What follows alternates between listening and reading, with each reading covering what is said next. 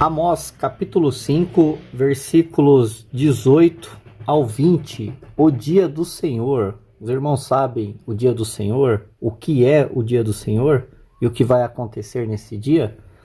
Hoje nós vamos ler esses 3 versículos e estar lendo também um comentário sobre estes versículos aqui e o que significa o dia do Senhor. Isso você encontra em Amós, no capítulo 5, versículo 18, 19 e 20. Se você não é inscrito no canal, se inscreva, faça parte, deixe seu like, seu comentário e, se for possível, compartilhe os nossos vídeos.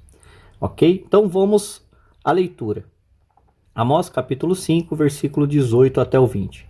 Ai daqueles que desejam o dia do Senhor. Para que quereis vós este dia do Senhor? Será de trevas e não de luz. É como se um homem fugisse de diante do leão e se encontrasse com ele o urso.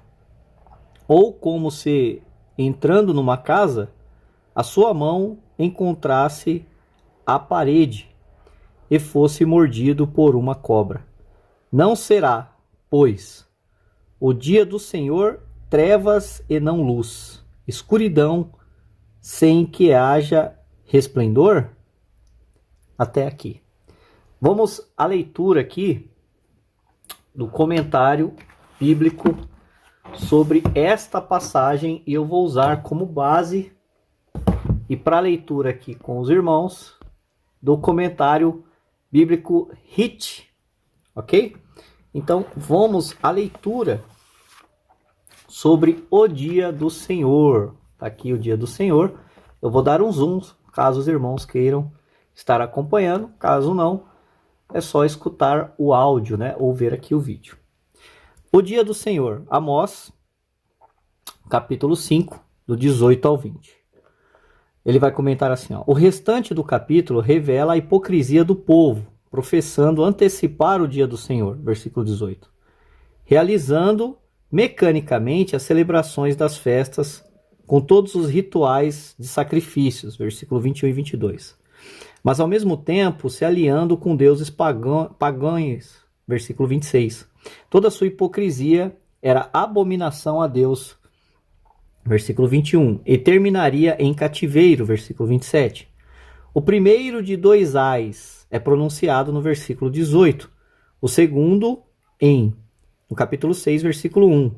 Aqui diz que eles desejavam o dia do Senhor. Obviamente, a parte do dia do Senhor que desejavam era o período quando seu domínio garantiria paz e prosperidade para um mundo cansado de guerras.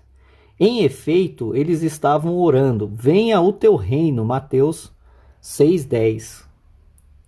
Eles queriam o que nós chamamos de milênio, o tempo quando o Messias reinará e Israel será a cabeça das nações, e não a cauda, Deuteronômios, capítulo 28, versículo 3. Deixa eu subir aqui mais um pouquinho, isso.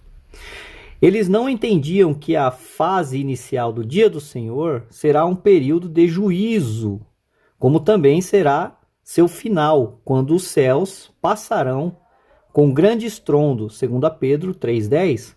A primeira parte do dia do Senhor é o que chamamos de 70ª semana de Daniel. Daniel, capítulo 9, versículo 27. Um período de 7 anos dividido em 2 partes iguais. A primeira descrita pelo Senhor Jesus Cristo como princípios das dores, Mateus 24:8. E a segunda, a grande tribulação, versículo 21. Este período de 7 anos chegará ao mundo de forma dramática e inesperada, como um ladrão da noite. 1 Tessalonicenses, capítulo 5, versículo 2.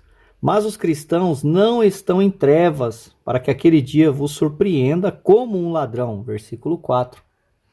Eles serão arrebatados antes da chegada da tempestade de juízo.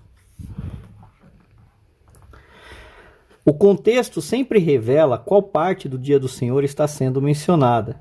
E é claro que Amós aqui está se referindo ao início daquele período, quando a ênfase está nos juízos que precederão o reinado do Messias. Sendo este o caso, ele não entende por que eles desejam o dia do Senhor. Para que quereis vós esse dia do Senhor? Trevas será e não luz. Versículo 18. A intensidade das trevas daquela era enfatizado pelas palavras. Será completada a escuridão, sem nenhum resplendor. Versículo 20. Nada aliviará o terror dos juízos divinos daquele dia vindouro. Joel 2:2. E Sofonias 1:15. Concordam com o que Amós diz aqui sobre a escuridão ligada com o dia do Senhor. E também fornece mais detalhes para as condições horrendas que trará. Já foi dito que os salvos desta era cristã nunca o verão, porque serão arrebatados. O arrebatamento dos salvos vivos por ocasião da vinda de Cristo é apresentado como fonte de grande consolação. 1 Tessalonicenses, capítulo 4, versículo 18.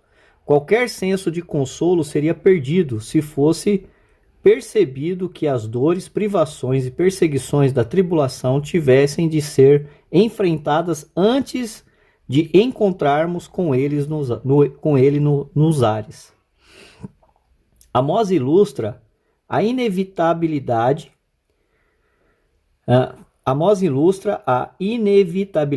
do juízo do dia do Senhor, ao falar de um homem fugindo de um leão e sendo confrontado por um urso. Ele parece estar preso, mas ele entra por uma porta aberta e encosta numa parede, sem dúvida dando um suspiro de alívio, mas ali há uma cobra que o morde. O resultado final nunca está em dúvida. Deus cumprirá o seu propósito e derramará a sua ira naquele dia da vingança do nosso Deus. Isaías 61, versículo 2. No Novo Testamento, a inevitabilidade de tudo isso é ilustrada de uma maneira diferente.